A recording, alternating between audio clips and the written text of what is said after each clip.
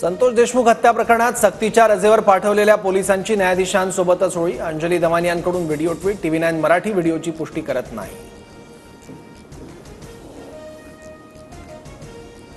One विभागानं पाडलेल्या खोक्याच्या घराची अज्ञातांकडून जाळपोळ। 15 ते 20 जणांनी मारहाण केल्याचा खोक्याच्या कुटुंबियांचा आरोप।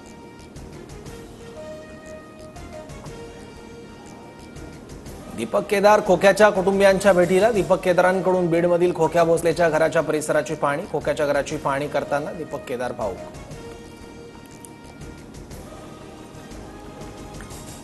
सतीश भोसले उर्फ खोक्याला 20 मार्चपर्यंत पोलीस कोठडी। बीड पोलिसांनी फरार खोक्याच्या प्रयागराजहून मुसक्या आवळल्या। तरुणाला अमानुष मारहाण आणि प्राण्यांची शिकार प्रकरणात खोक्यावर 3 गुन्हे।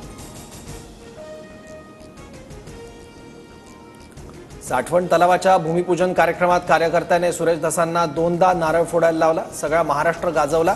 नारळ कसा वाजत नाही म्हणत दुसऱ्यांदा नारळ फोडायला लावला।